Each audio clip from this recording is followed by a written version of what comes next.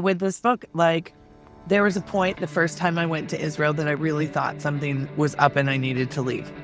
And I seriously considered getting on a plane. If I would have, my children wouldn't have gone. I wouldn't have had this full experience that really did like shape my life and my children's life. I am my worst critic. I am a type A perfectionist. And I like to be the best. I do. And I don't have room for anything other than an A+ for myself. I think that I've been able to say by doing this, I did an A+ for me in that moment. That was the best I could do based on all the other factors that may have been going on for me, which may have been, outside factors, and that I tried, and that I do acknowledge when I failed and I learned from it, right? And so I think what's fueled me is just a curiosity to get better, but then also let go of what an A+ means. It doesn't just magically happen. You don't just wake up in one day and say, I'm going to be my authentic self. It has taken therapy. It has taken hard lessons. It has taken reflection. It has taken good friends like yourself listening to me over bottles of Chardonnay and retail therapy. Like it sounds easy to say, yeah, I'm just myself, but it's taken work and acknowledgement and figuring out who I am today, which may not be who I was 10 years ago and which may not be who I am 10 years from now. But who I am in this moment is who I try to be. Today I have with us Lizzie Parker, whose author pen name is Maddux, and she's the author of the book 8 Days and a World Apart. I'm so excited to have you here with us today. Excited to be here. Lizzie, if you could give a little intro about yourself to the audience. Yeah. Well, I'm a first-time writer, long-time listener. So this is my debut book. I wrote this from a very personal place in an area of transformation, using a lot of different tech tools and AI and some personal texts on WhatsApp, because that is my background. I'm a techie by nature. Worked at some companies you may have heard of, Google, Microsoft, Amazon, Cisco, and so that's a part of who I am as well. I'm also a very creative. I've had a career in fashion design for a while, and I'm a mother of 2 wonderful young men. So that's me. Love it. And, we also worked together briefly at Amazon for the audience. That's how we, cross paths. And now here you are, writing this book. And I'm so excited that you're on this podcast to talk about your journey, because I think that you are somebody that to me represents standing in your authenticity and, being unabashedly yourself. And so I wanted to talk about, let's just start in one thing I like to ask people is, on a scale of 1 to 10, how much do you feel yourself today? 10. Always. I love it. Always. And yeah. You say always. Why is that? I have worked really hard to be in touch with myself and be my authentic self. And so to me, I don't like to live my life with regret, and not being myself puts me in a place where I don't feel very good. So even when it may not be what people want to hear, or even if it may be I'm sad about something, I try to live in the truth of where I am. And I try to mentally be clear about that, because otherwise I find it to be not healthy for me. Could be good, could be bad. It just is who I am today. Yeah, it sounds like it's something that served you well. Yes, and it's something that took work. Like, it doesn't just magically happen. You don't just wake up in one day and say, I'm going to be my authentic self. It has taken therapy. It has taken hard lessons. It has taken reflection. It has taken good friends like yourself listening to me over bottles of Chardonnay and retail therapy. Like, it sounds easy to say, yeah, I'm just myself, but it's taken work and acknowledgement and figuring out who I am today, which may not be who I was 10 years ago and which may not be who I am 10 years from now. But who I am in this moment is who I try to be. Yeah, it's an ongoing journey. What does that mean to be authentically yourself? One, it means that the way I show up with people honors my values. So a great example, and I'll just be straight up, I'm going through a weird relationship situation where I have both empathy and some frustration. And how I want to show up is with empathy, but I also don't want to let my boundaries be crossed. And that sounds really easy, but if someone is ghosting you because they've got something going on, right? It's really easy to just be angry and say, like, I don't want to talk to you. Mhm. But like looking at, oh, maybe they really are working on some mental health issues. I don't like this. I can express that this doesn't work for me, but I don't have to be an asshole about it, right? I can live in my values of how I want to show up, and be true to those values. And part of my values is being authentic and honest, but I also want to respect myself within that. And so it's a tricky balance. And sometimes I don't get it right. We all are human. Or being my authentic self when a friend of mine needed a designer handbag today. I told you this and I was happy to help. It can be frivolous. It doesn't matter. People can perceive it as frivolous. If it matters to someone, I just want to be myself, which is someone who helps and listens and is empathetic. Yeah, I mean, I think you mentioned that it's like standing in your values, right? That's sort of like what grounds you when you probably ask yourself, am I doing this from a place of authenticity or something else? Um, how do you how do you go about realizing what those values are? Weirdly enough, I've gone about it in a couple different ways. Through of the companies that I've worked for, there are always a lot of management classes around values, and they have to do with management values. And so, over the years, especially the last 10 years, there's been a lot of discussion of what those are. And then I also have had a professional executive coach over the last year and a half. And I always had this thing about like my personal and my work are not the same, but they're not. There's just one me.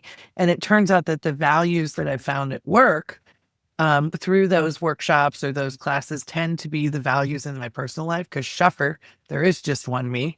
And those tend to revolve around integrity, authenticity, honesty, empathy, right? Um, Hard work, like, and they're the same. And so over the years, like those have come to be, but authenticity is usually my top one. So Yeah, I mean, so your book has a really interesting premise, right?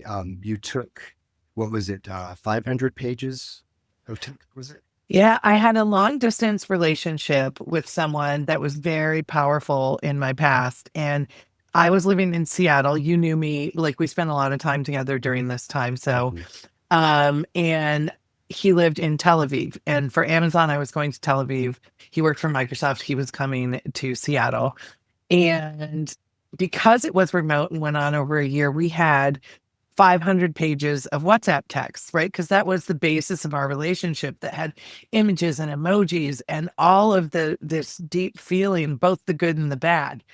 And I won't spoil it, but there were some things that happened that were really painful for me. And it was about 8 years ago. And I realized over the last month that I really hadn't dealt with it. And so I started putting these texts into Claude or pick your AI of choice and it wrote a chapter. And someone said, "Oh my God, you should write this."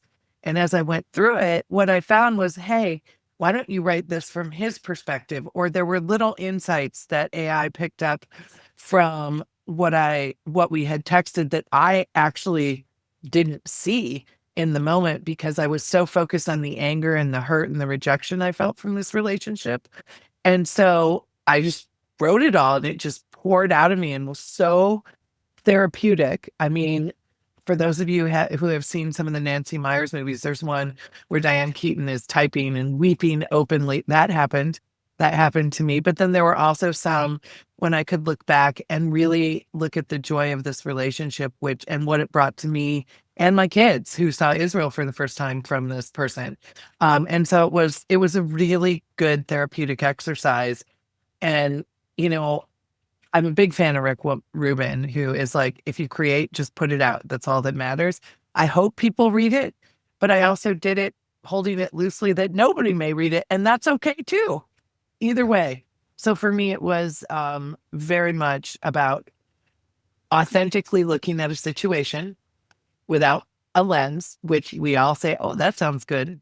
There's some things in there you see about yourself and patterns and things like that, and putting it out there. And so that's what I did. And it's been really fun.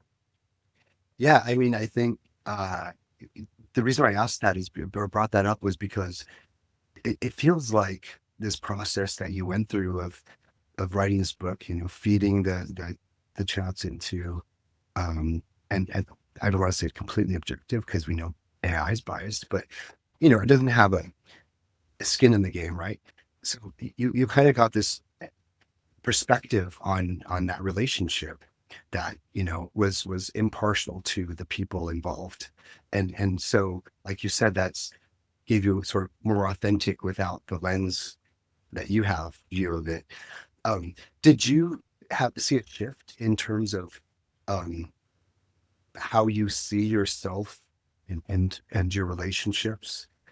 You know, after going through that process, did you learn anything about what, you know, how you could show up more authentically? Did it help you do that? It did. And so Mhm. I will say I have, like many of us, I did not come from the most functional childhood. And usually I have a belief that you're always trying to fix something or relive something from your childhood. And so I could see places. There were two things that came out in this that I was like, oh. The first was AI picked out on this thread of this person being able to center me and calm me down like nobody else had ever been able to. And that was true. And it picked up on it, even though it was never written. And I've always said this about this person. But what came up was, why can't I do that for myself? And I don't think at the Right. time, like I was looking for this from someone else. Like I was probably, I never got it from my parents. Right. So I think that was one.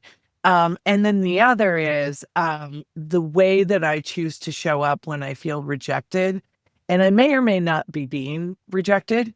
Like it beaver tends to be like a 5-year-old little girl. At least I did in this book, right? Like very clingy, and it's hard for me to look at all aspects of the situation when I'm feeling rejected, which actually would serve me better because sometimes I jump the gun on that, right? And I'm not looking at the situation. So those were two pretty big aha patterns that then I could see. And I'm like, is this true?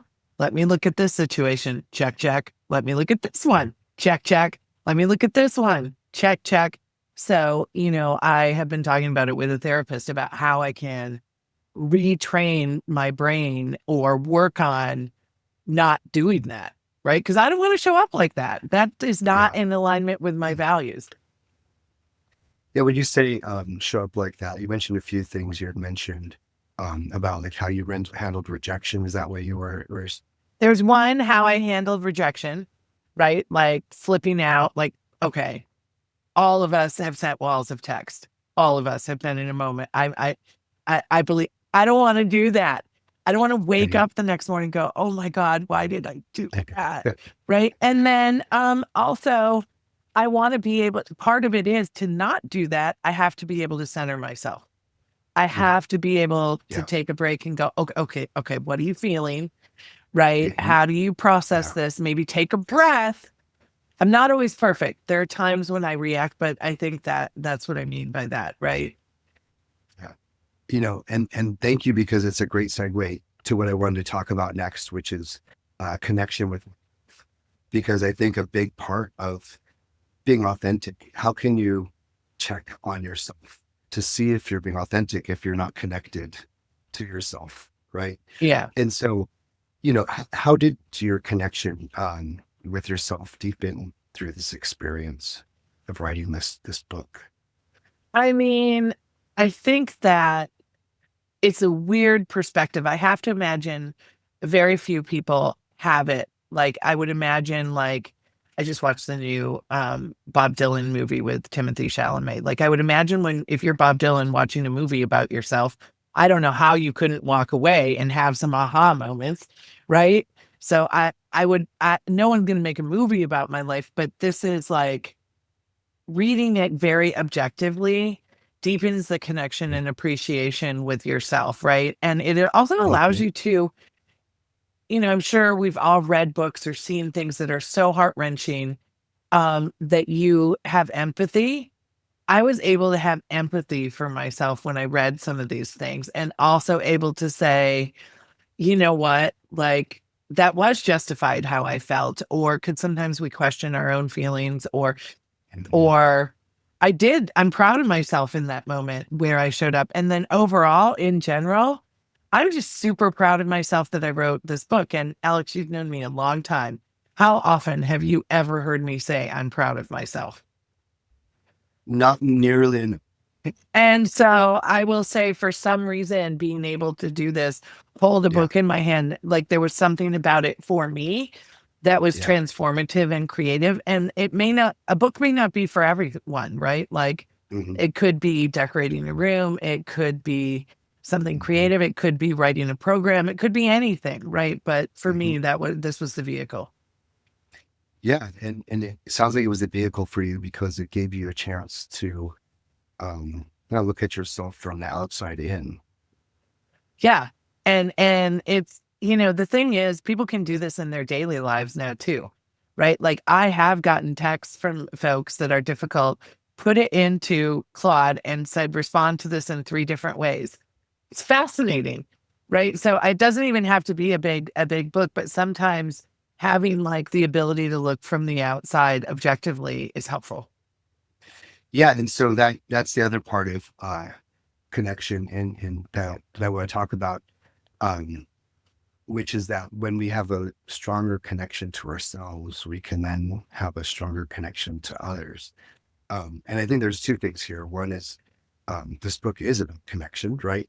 Yep. About connection across 7,000 miles, I think Yeah. it was. Yeah. Um, what did that, you know, teach you about, did you learn anything new about connection in the process of writing this for you? Well, Well, I think I developed a deeper connection with myself, right? Like we just talked about, that I could look at who I really am, who I was in that moment, who I aspire to be, those sorts of things. But then it's also interesting I viewed connection as very binary, right? Like you're either connected to someone and you're talking or you're not. This person and I don't talk anymore for a lot of reasons. Um, but it doesn't mean that I'm not connected to him, right? It's a different sort of thing. This person has had an indelible impact on my life and always will. And I will probably always love this person. I won't be with him for a number of reasons. And so I think it allowed me to look at connection in a different way. That's the first one.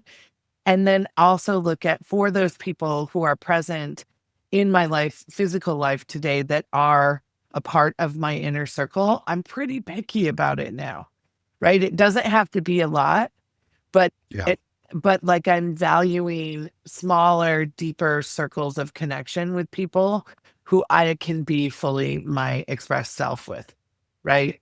And so I would say that's kind of how it's changed for me. And you said for you, connection is binary and that you don't talk to this person anymore, but they're still connected. I'm curious, like, what does connection mean for you if it's not, um, you know, this, like you and I have gone long periods of time without, talking. And then we get back and we're just like, we'll pick up where we left off, you know?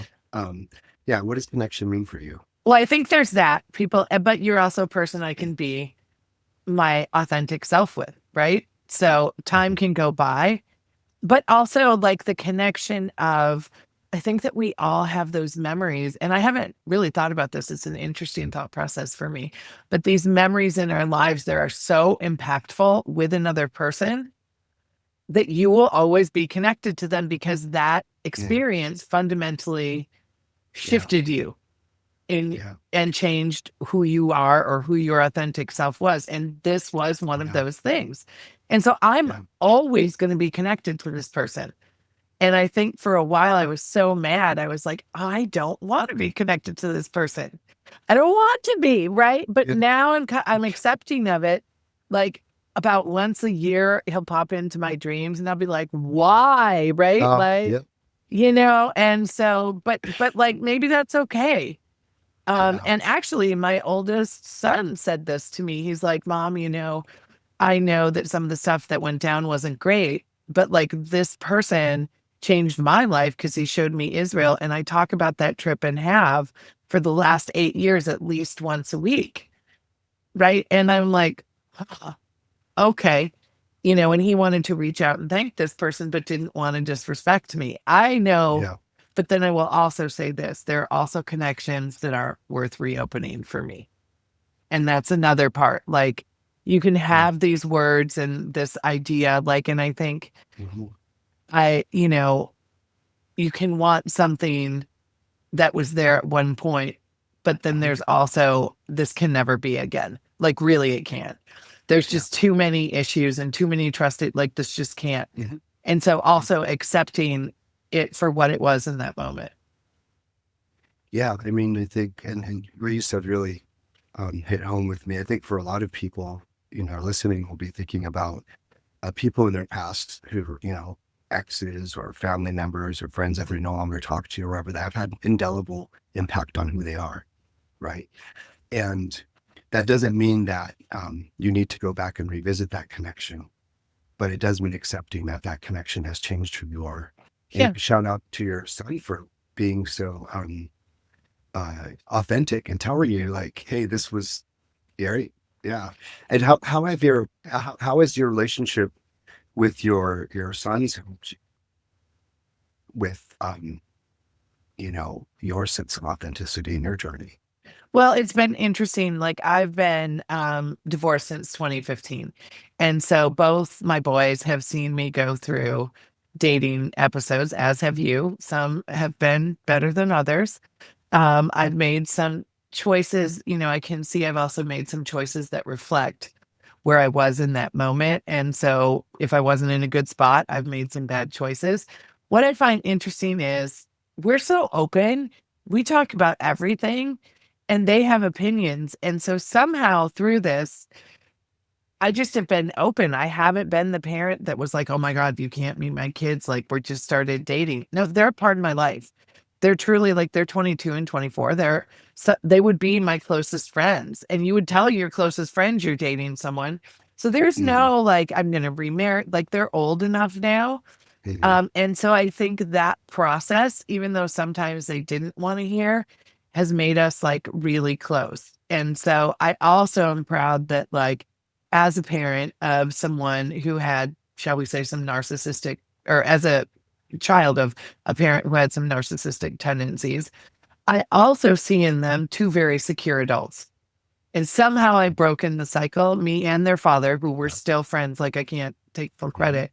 Somehow we've broken the cycle and they're healthy. And so that in many ways, they're more evolved than I am. And so I appreciate them for that. And they're honest with me, even when I don't want to hear it. Yeah. I mean, I think you should be proud of yourself for that. I think there's a somehow, I think there's some intention there of breaking the cycle. Yeah. Right. And I think some of that comes with, self-compassion, and acceptance, right? Just accepting that, we're not perfect and being compassionate with ourselves. You talked about how writing this book helped you to become, more empathetic to yourself. Can you speak more about that? I am my worst critic. I am a type A perfectionist. And I like to be the best. I do. And I don't have room for anything other than an A+ for myself. And there were situations I think I've kind of changed what an A+ means. Right. There's the aspired way I would, like, on paper, that I would have liked to have handled certain situations or shown up or done a certain way. And then there's what I did. And I think that, I'm like, oh, that was C-. Like, I got upset or I did this and I didn't want to show up. I think that I've been able to say, by doing this, I did an A+ for me in that moment. That was the best I could do based on all the other factors that may have been going on for me, which may have been, outside factors, work stress, physical stress, kids, like, all of those things. And that I tried, and that I do acknowledge when I failed and I learned from it. Right. And so I think what's fueled me is just a curiosity to get better, but then also let go of what an A+ means. Right. Yeah, that probably hasn't happened overnight, right? Did you start out? I still have it. It's not like, what is that like? I want to talk about that some more, because I feel like It's a challenge that a lot of us face, which is being our own harshest critic. And sometimes we're afraid to not be because we're afraid if we're going to let off the gas or something. What do you think it is that makes it hard to not do that? I don't know. I think it's probably like it's an overactive mind, probably some ADHD within me that I just look at things and I want to figure it out, right? And how I've described it is it's kind of like I know you're Trekkie, but I'm going to reference another sci-fi series. Um, I think it's like the Force, right? There's a light side Hmm. and a dark Yeah. side. And Yeah. what I know is that when I'm in the light side, it's incredibly productive. Right. Yeah. So, and I can acknowledge when I'm in the dark side and, sometimes I'll let myself be there. But you said, how have I done it? I think it's just, I'm curious. I'm inherently curious. And um, I, as I've learned and learned from others and gotten little tidbits of things to think about, just little things that might break my mental thought about being so hard on myself, right? I did an analysis of my saboteurs and who they are and how they show up. Just little brain tricks that help me snap out of it. Like from Ted Lasso, be a goldfish, 9-second memory, let it go. You do not need to revisit that. Okay. So just like literally some brain tricks to like not overanalyze and let go. So that's what I've had to do. And it sounds silly and crazy, but it works for me. No, I mean I don't think it is silly. I think that we're all have to find our own, tricks. And I think we have to, but even before that, we have to acknowledge that we're doing it and recognize that we're doing it and catch ourselves. I mean, you know, have you, how do you recognize those moments when you're like, oh, and do you have an example, where maybe even writing this book where you were like catching yourself and it was getting in the way? Oh, I'm trying to think.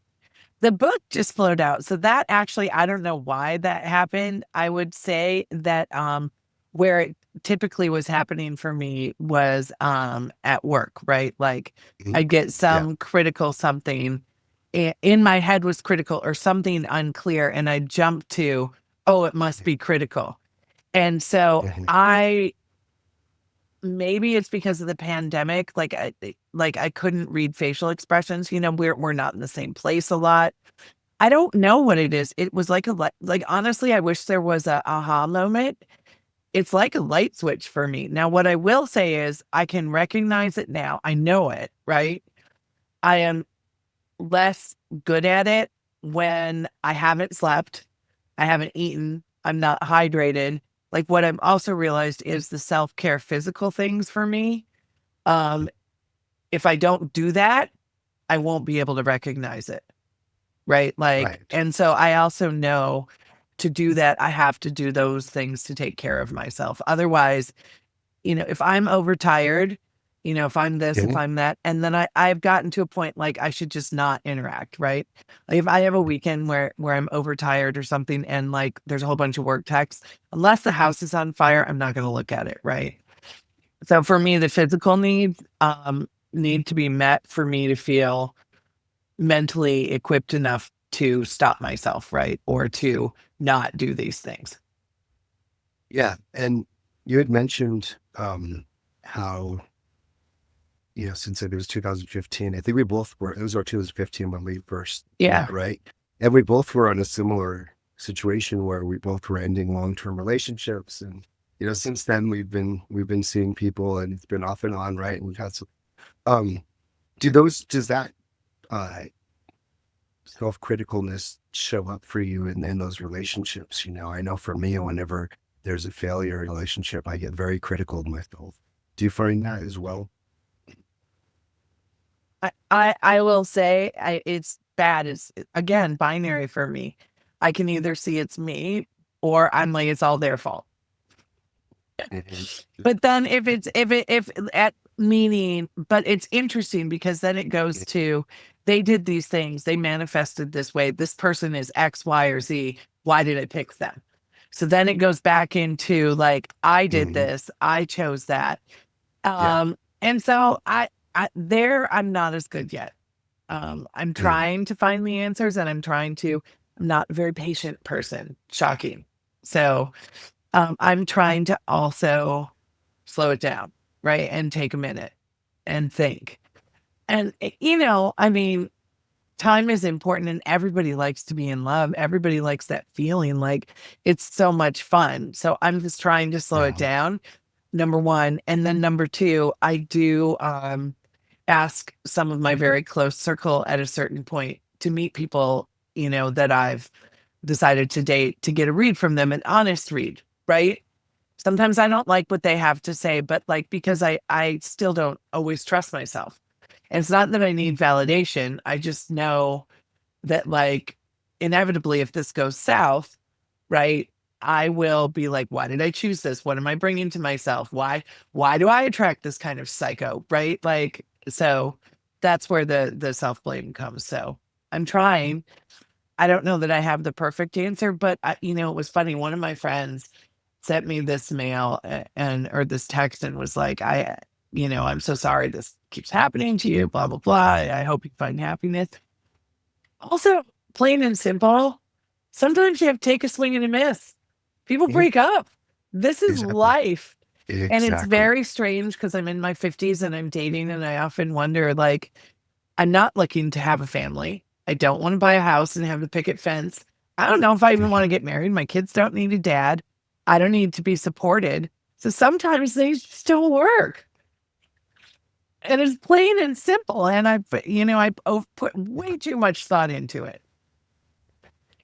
You know, a lot of people compromise on their authenticity because they think they have to make things work, Yeah. you know?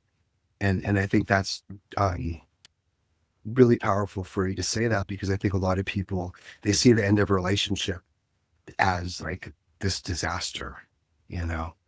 And um, to your point, it's sort of like you got to keep making those swings, and you got to accept that not everything is going to work. Um, Well, how did you? actually, what I would say is this gets back to authenticity. I Mhm, am, you know me, I am a passionate person. I am intense. I want to get in mhm. there and figure it out. I live big. I love big. So what is my choice to not be that? Yeah, There is a consequence with being that. And yeah, sometimes it means these things don't end very well and it's painful and unfun. But I've thought about that as well. I'm unwilling to trade off. yeah. Sometimes the consequence of being authentic is um, hurt, heartbreak, rejection. Yeah. Um, yeah, and have you felt like you've led to make that deliberate decision to lose somebody in your life who had meaning or value to you, but um, you had to because it was the only way you could show up authentically. And maybe it's some of these exes, but like I think it's a really helpful thing to share, that sometimes we have to not betray ourselves in order to um, be happy, right? Yeah. And I would say, yeah, I definitely have. I mean, look, 3 years ago, I left Seattle, moved to San Francisco. My boys are not going to live in Seattle again. And I had lived there 20 some years. In a weird way, that was like the ending of another relationship. And, I had a good circle of friends there, some of whom I'm still in touch with, and some of whom I'm not. And I love them dearly from over here. And it's because we've gone different ways, and their true self and my true self are just different, and they don't feed each other or value each other. That like we have different core values of what's important to us, right? Like I'm living the life I would say of no commitment. I live downtown San Francisco in an apartment. I don't care about stuff. To me, I don't want to say non-commitment because I don't mean that in a relationship sense, but the ability to drop everything and go live in Europe for a month is what I value, right? I value friends around the world that may not be here, but that understand me deeply. This is not a life for everyone, Yeah, right? It's not. yeah, And so, there came a point where like when you're the only single person at dinner parties, when everybody's talking about um the second house they're buying, and all of these things are lovely. It is not what I want. And so it just wasn't for me. And so I have made, I would say, conscious choices for the folks I spend my time with. I've also had unexpected people that I've met along the way, right? One of my friends here I met in our local Irish Cheers pub, and we play trivia together every Wednesday. His wife doesn't particularly like bars, and he's like 20 years younger than me and an engineer at Uber. And we just like, he's an unexpected, authentic connection, right? Like it's not always what you think, right? I think we also socialize in our age group and similar circles. And I found for me, I like it's not about that. It's about your values and connection. Yeah. And I'm curious because you had mentioned that, when you are, you end a relationship and, or not, sorry, when you start a relationship, you'll bring that person around your inner circle, right? And these people are people that are, um, they're authentic, the connection's authentic and all of that. And you do it not from a place of looking for validation, but you're looking for their perspective. And I think a lot of people, we tend to seek external validation in making our decisions. And you talked about just now about how, people are like, oh, I'm buying my second house and, just got married and all these things. And they're like, okay, that's great for you, but that's not for me. Right. How did you, and actually learned a term. I'm just now watching, White Lotus. Have you ever watched White Lotus? I haven't. Everyone says I should. I know. I'm finally just getting around to it too. But I think you'll love it. But anyways, this term came up in there, which is mimetic. There's something mimetic desire, and oftentimes what happens as humans, we tend to desire the things that the people that we look up to desire, and so we lose sight of what do we intrinsically want or desire. So there's two things here. It's like we look for external validation and we start to desire the things that other people desire. And you don't strike me as somebody that has a lot of mimetic desire. Zero. Or need for external I would validation. say zero. Right? Zero. So I'm sitting here and I'm just, and I've known this about you for a long time, but in this moment, in this context, I'm sitting here thinking like, how did Lizzie get to be this person that is not like most people in that regard? I think that, like I even look at like, it probably, I think I've always been this person. I think one, if I look back, my mom had high, was it mimetic desire? High, super high. And I found it super gross for whatever reason growing up. I just didn't find it to matter, right? It was always about those things. And then as I've gone on my path, like the first time I left Microsoft, and left when everyone was there and it was the place to work. And I went and parented my kids and started a fashion line. People thought I was out of my mind. But there's something in my gut, if I'm really in touch with my honest self, that I know what I want to do. I know it. And so I've always followed it. It may not be logical. There may not be data, but I know what feels right to me. And somehow I haven't lost that. And then I would say that during the pandemic, it became even more heightened for me, right? Even more clear. It's crystal clear, right?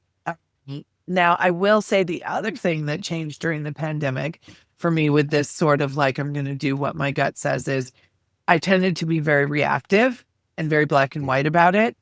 And now I do give me a day or two to make sure, right? Or and to validate that, yeah, this really is what my gut is feeling, right? So I don't know how that is. It's just always been there. Like it's very clear. Like, me, like I took a job at Google where I left for 2 months, put everything in storage and went to Munich and Tel Aviv and worked there. Went to corporate housing, had no idea where I was going to live. This is like 3 years ago. And people are like, I can't believe you did that. Felt like the right thing to do. Yeah. Well, and even writing this book too, right? That obviously didn't come from a place mimetic desire. No, it came from a very personal place. And one of my friends was reading it. And, it's funny. We're talking about authenticity. I did write it in a pen name. I don't know why, but I did. And it doesn't matter. right? Like, I think it was more about I didn't want anyone to identify anyone personally, right? I don't care if people identify me. I'm out there. I am authentically who I am. But someone said, oh my gosh, even the quotes in there were so funny. Like, AI did a great job. And I'm like, she's like, oh my God, those were your actual texts. Like, it's really personal. And she's like, aren't you like horrified about this? I'm like, nope. And then someone said, are you going to edit it? Inferring so that you don't look crazy or you don't show any sides of yourself that may not be as flattering. And I'm like, no, I'm not. Right. And so I don't, I don't know why, Alex. This is just, I think it's a fundamental piece of who I am. And I found it a piece where whether it's friends or mentees, this is the thing they come to me for. So it must be something that is purposeful for me in this life. This is the thing they come to me. Like, how do I do, like, you just do that. Like, help me understand. Mm-hmm. Yeah. I mean, it's so good that you left that, the authentic messages in there, that the book expresses authenticity, because how will people connect with it? How will people learn from it if it's not authentic? Right. And how will they? So I think, it kind of goes back to the earlier point that authenticity is critical for connection. And by the way, I think like pen names, I go by Lex Rosa on here. I think they kind of sometimes help people to, the name itself has its own expression of who you are. Yeah. We show up in different ways, right? So like we don't have the same authentic self in every context. It's a different self in different contexts. And so, Liv Maddux is the authentic Lizzie and she's writing, right? Yep. Yeah. Do you see that for yourself in other contexts as well? You said you have people that you mentor, people that mentor you, that et cetera, that like you show up differently. And, what does that look like for you? So I think that I talked a little bit about it with my coach, that like who I showed up personally and professionally, like, was compartmentalized. Now I don't. Like, I am my authentic self with the guardrails of where it's appropriate. Meaning, I went through a really rough time about 8 weeks ago. I was pretty wrecked personally, and it wasn't a point in time at work where I could just check out. And I had to be functional. And so I had to put in place some boundaries for the things I mentioned, which is sleep, water. But I did tell my team and my admin, I have a thing going on. I am struggling a bit. This is what's going to happen. I know you're here to support me, and this is what I need from you. So I'm being my authentic self, but it's not appropriate for me to go into all the details of what happened because it's work, right? And so what I found is I strive to be that, looking at the situation and knowing how much to share or the best way to do that, right? Yeah. Because I think a lot of people mistake showing up authentically, meaning like you have to share everything and you have to be everything all the time. And it probably also is true when you're parenting as well. Yeah. Well, and I will say this too, like, I didn't share this with everyone I worked with. Right? I shared it with some people, but not everyone. I shared it with those who I felt needed to know. Right. And, so it's also who, how much, and what makes sense. I used to have that same lens. Like, I have to be 100% authentic all the time and just wear my heart on my sleeve. No, I don't. And that doesn't mean that I'm not being authentic and in my own presence. Right. I have to be purposeful about it. Yeah. And have there been times where, you've started a connection with somebody, and as they started to get to know Lizzie and who you are and what you're about and who authentically are, you faced rejection? Because I think a lot of people worry about showing up as their authentic selves because they're afraid of rejection. A lot. And if I look at a lot of the relationships I've had, this tends to be at the core of it, but it's an interesting twist. And I don't know if it sounds egotistical or not, being fully expressed and authentically who you are can be troubling for a lot of people to be around. It's not that who I am is repulsive or not in line, but like there's nowhere to run, nowhere to hide. Like we're having these conversations. And it turns out that's not for everyone. It's kind of like when I interviewed people at Amazon, people are like, I like direct. I'm like, do you? Do you like it coming at you all day, every day? It's hard. And so I think part of it, I haven't been successful in finding someone who is able to be in the same level of expression and acceptance of themselves and another, right? And what happens is it seems really fun at the start, right?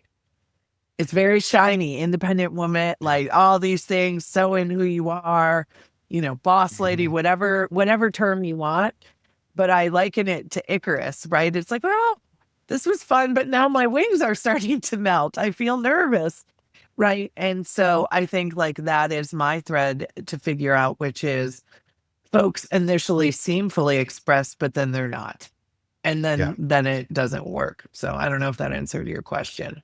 Yeah, no, it really does. I think, like, a lot of people hear about like, oh, you need to show up authentically and your life is going to be amazing. But the truth is it's not an easy thing to do, and it's not for the weak of heart, right? But I think it also gets you closer to the people that are for you. Have you seen that? 100%. With my kids, with you, with other friends of mine, right? Like completely closer and a different deepened connection, right? Like knowing that no matter how gross your authentic self is, they'll always be there. I was over at a friend's last night and I was cooking her dinner and we were talking, and I was talking about a particular recent situation that I feel like I've been talking about way too much. I'm like, I just want to be through it. I just want to be done with it. I'm so grossed out with myself right now. And I'm sorry that you have to hear this. And she's like, that's what I'm here for. Talk about it as much as you want. And that's a really lovely, freeing thing. Yeah. Yeah. It's amazing what happens. It's hard. I don't know if you've gone through periods where you feel like, because as you change as well, your authentic self changes. Sometimes you'll face rejection from people who were the part of your life too. Have you seen that as well? Because, maybe they accepted you as you were before, but then as you grew and evolved, that happens as well. And that becomes challenging over time. It does. And I've had it met with anger and sadness, right? Like people like either upset with me, like people blocking me on Instagram and like, I don't want to see you, and I haven't done oh, we're done, we're not happy. I don't do a big, bold conversation. We just kind of drift apart. And I found that people become hurt or angry.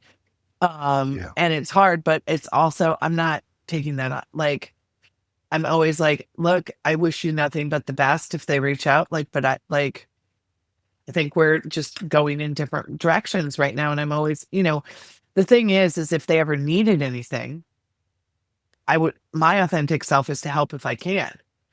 Very different from you're in my inner circle and you know what's going on with me, if that makes sense. Yeah. So it sounds like you haven't had like these big explosive moments where you've chose, but it's like this drift that happens over time. Only with my book, which I wrote about. That's the big Yeah. Yeah. And I mean, I think this book is a great example of what somebody can do when they shed that need for, external validation and, and all of that. Because I think if you needed external validation, if you had that mimetic desire, I don't know that you would have written. Oh no. Like there are cringeworthy moments in this book where I'm like, oh my God, Lizzie, you were so gullible. Like how, or you like the way you showed up there. Are you kidding me? Right. Like, and so I see all those things, but it is who I am. What's an example of where you're like kind of cringeworthy? where you're like, oh my God, I can't believe I did this and I can't believe I'm publishing this. And it was like, yeah. Well, I don't want to get like, I don't know how much I should give away, but there was a point in the book where um, this person wasn't being honest with me. And anyone from the outside could see this. Anyone could see it. And yet somehow me as the smart person was justifying things and like, well, that wouldn't be the case. And I'm like, and I think it was because I was afraid of confronting it and rejection, Mm-hmm. right? Like I know the reason now, but when I read it, I'm like, oh, that is so cringy. That is so cringy, Yeah. right? And then there is also a particular moment in the book when I do confront, and there's a piece of me that can be pretty mean. Mm-hmm. I can be pretty cutting when I want to be, Mm-hmm. and I didn't leave that out. Deserved or not, that is cringeworthy to me because I don't want to show up that way. Yeah. And I think that's really honest of you. I think there's a couple of things that are, I think, really honest of you. Is like the first one is admitting that sometimes you are afraid of rejection. And so sometimes you'll sit through and accept a blatant lie because you're afraid of, if I interpret that correctly. Yeah, I knew better. Yeah. I'm not stupid, right? Like, But we all get so afraid of rejection that sometimes we that's an example where sometimes we abandon ourselves, right? yeah. And then I think the other part that was really honest of you is saying, that you didn't show up in a way that you feel good about, that maybe you were being a bit harsh, maybe too mean. And this is an example of how this book is probably helping you examine. Because I think it's authenticity is not always just a matter of saying like, oh, that's who I am, but there's also, who do I want to be? And honestly, like I will say a lot of movies or books about relationships, when there is some level of deception and one of the characters calls the other one, there is this moment of like, they deserved it. Good for that person, blah, blah, blah. And people have said that to me, but that's fine. That's still not how I want to show up. Right. Like, and so that is that, like, that may be very well and good that this person deserved that treatment or that lecture or that, whatever. This has stuck with me too. I remember this particular individual I didn't put this in the book. This didn't come out. I don't know why, but I'll say it here. When I would call him on things, he said he felt like he was going to the principal's office. And I was like, oh, gross. Like, that is so gross. And that has stayed with me. I don't want to show up like that. I'm not these people's parent. I'm sure that there are people who have dated me or worked for me that have felt that way over the years. I'm sorry. I don't want to be that person. Right? I think you're really good at holding people accountable and very direct. And I think maybe that's where that comes from. But I want to go back to the thing about, who you want to be versus who you're showing up as, right? And it comes from being authentic to your values and exercises that you've done. And I guess this kind of leads me to my next point, which is, how does Lizzie go about day to day, week to week, month to month, checking in to see like, have I drifted from my values, or have my values changed, or where am I on that spectrum? How do you go about that on a day? You talked about the things you've done to discover your values, but now I'm going to talk more about like, what's your ongoing process for, staying true to your values and staying true to your authentic self? I think it depends on where I'm at and what's going on overall. Like right now, I'm trying to process something pretty heavy. So I have weekly therapy, right? I don't always have weekly therapy. It's very situational. And so I try to put accountability measures in place for myself when I need them, because I can recognize it. When I took a very big job, I got a coach, right? And so, because I needed that for work, and it ended up kind of bubbling over into my work life. And so I look at difficult or new situations as an opportunity to ask for help. And then in my day-to-day, it sounds strange, but I usually have a moment every night about like, how'd today go? Is there anything I want to change? And then in the shower in the morning, I think about what I want to do the next day. It's just like, it's kind of my thing. I had a manager at Amazon who actually had this behavior for work, which is, what are the 5 things I want to do this week and what are the 2 I must do? And so I think like I tend to naturally do that now in work and in life, and more with this authenticity, right? Like, so I think there's that. And then there's the, if I don't feel good about the way I showed up or something happened and I need to examine it, I do take the time to examine it, apologize for it if I feel I need to, and then be like a goldfish. So I don't let shit simmer for me. Yeah. Of the things that I can control. I have moments of I wish other people would do that. It's a whole nother story, but yeah. I like that you shared, I like that 5 things that you want to do, or 5 things you need to do and 2 things you must do. Is that right? Are there any books that have impacted you in this process and your journey of self-development, transformation? I think it's called The Creative Process by Rick Rubin, because it's about creating. And if you get the audiobook, his voice is like a trance. And he's talking about making music and creating things, but there's a lot of lessons you can pull out of this. The other one, which is cheesy, and I resist watching this, is TV show. I resisted, and then I finally binged the whole thing. Not the last Christmas, but the one before, is Ted Lasso. That's not about football. It's about relationships. It's about growing. It's evolving, and watching the character arc of those folks. You can see a little bit of yourself in every single one.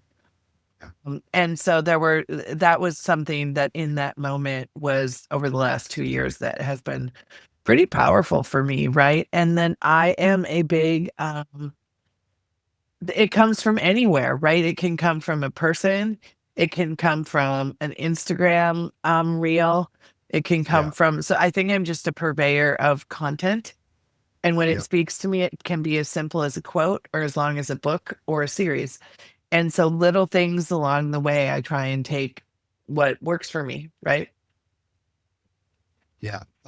Very nice. And that was the book I was hoping you would recommend, because I know you recommended it before, and I still need to read it. But I'm definitely gonna move it to my top of my list now after this conversation.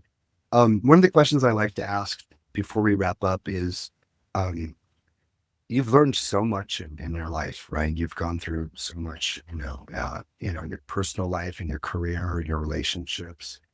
What would you go back and tell, little Lizzie Parker, 10-year-old Lizzie Parker? Where would you go back, and what's one thing, if you could go back and share with her, what would that be? I wouldn't share anything. I want her to go exactly on the path that was hers. I know that there's not, like, I have no regrets. I wouldn't change a thing. It all led to something. So I know I don't know if that's the answer you expected, but I was like, I wouldn't say anything. I'd be like, live, have fun. I mean, think about it. Make history, right? Yeah. That is the most authentic way to discover who you would be authentically. I would challenge that and say, if you had the opportunity to go back and say, I would pick one thing I've learned and then redo it again, but with that new learning, what would that learning be? No.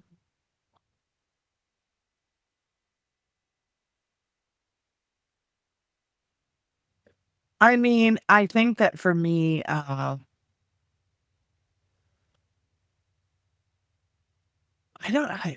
hard one. Yeah. It goes somewhere back to, like, I struggled a really long time with the dysfunctional nature of my mother and parenting, and I hung on to that way too long. And so if it was possible for little Lizzie, as it were, to write a book about it when she was 18 and vomit it all out and move on, right? Like that might be something I would suggest, right? Like looking at that situation. But I also know it's not possible, right? Yep. When you're parented that way, there's just no way I ever could have had that hindsight. And it came to me when I was ready, Yeah. when I was ready to face it, and I wasn't. Um, but that would be the one thing that I wish I could have gotten through faster. But then if I did, would I have done all the things that I did? I don't know. Really. Right? Like Yeah. one of the things I can say for certain, who I am and what I've achieved is a direct result of my childhood, both the good and the bad. And in that sense, it's all good. Yeah. Yep. Right. Yeah. What's good, what's bad? I don't know. Right. But Yeah, I'm here. yeah. It is. And if we wish we had more time, maybe we could do another one of these, but like, I think there's just also this like acceptance of the situations that we go through. Right. And I think that's why you were saying initially, your initial answer was, I wouldn't change a thing because it's all led up to where I am now. Yeah. And truly, I mean that. I truly mean it. Like, there are things that were painful I wouldn't have liked to experience, but I also look at what else came with it, right? Yeah, I mean, the pain is discomfort, and that discomfort's what leads to growth. Yep. I mean, here, like a great example with this book, like there was a point the first time I went to Israel that I really thought something was up and I needed to leave. And I seriously considered getting on a plane. If I would have, my children wouldn't have gone. I wouldn't have had this full experience that really did like shape my life and my children's life. So one could say, I wish you would have done that because then you would have avoided this heartbreak or this or that. But I also wouldn't have gotten these other things. Right. Yeah. You don't know what lies beyond that discomfort, that maybe the thing you need is there. And I'm so glad that you didn't get off that Me plane too. because, yeah. Me too. And but it's taken me years to be able to say that, right? Yeah. Yeah. And this book, speaking of which, can you share, how people can find your book? And I think you have a copy there as well. I do, which is crazy. It's on Amazon. Like, this is your first book, so congratulations, by the way. This is so exciting. I know. I'm very proud of myself. It's on Amazon. There's hardcover, paperback, and Kindle.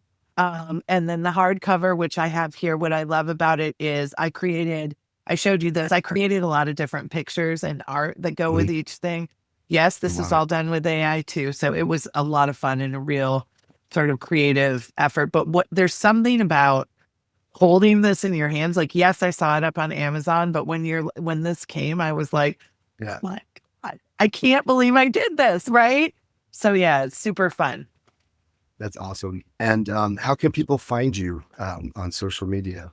So my social media, it's under my pen name, and it's ms.olivia.maddux.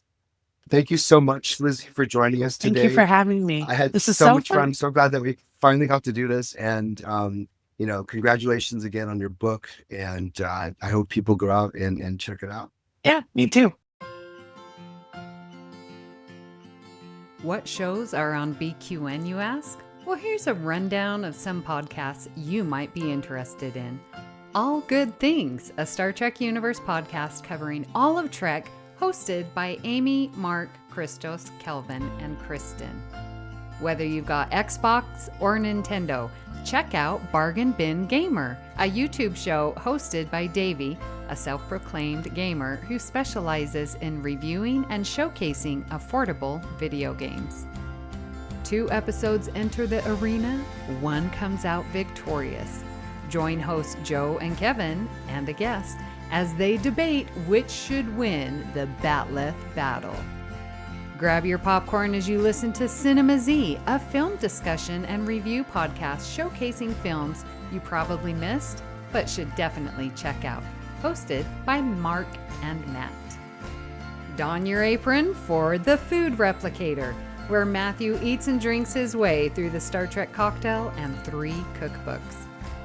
Beam Aboard Galaxy Class, a Star Trek Next Generation podcast covering all of TNG, hosted by Steven. In order to not repeat it, listen to History with the Zalogis, a snippet of historical events from around the world, hosted by Chrissy and Jason. For the newest Trek coverage, check out Infinite Diversity, hosted by Chrissy and Thad. Curl up with a good book and delve into Beta Canon with Peter, host of the online Trek Book Club on Twitter, and his new companion, Trek Book Club podcast. Test your Trek knowledge with Treksperts Quiz, a Star Trek quiz show hosted and written by Davey. Whether you're a member of Starfleet Federation or Planetary Union, go check out Union Federation, covering current Star Trek and the Orville, which we all know is really a Trek show, hosted by Kyle, Kevin, Amy, and Haley. Head over to YouTube and watch The View Screen live on Sundays, your Trek-inspired talk show hosted by Kelvin and Amy, with Season 2 starting in September for a 10-week run. Spill the tea with Christos while he discusses current Trek news and events and explores the world of fandom via guest interviews, all with a LGBTQIA+ perspective on What's the Tea, Bev. And for our Patreon members, we have The Hive Mind with monthly script readings, Let's Fly, a Discovery reaction show, It's Green, a cornucopia of topics, Amy's Math Moments, a quick look at math moments in Star Trek. We know you have a choice of podcasts to choose from, and we thank you for listening to BQN. Assimilate the audio.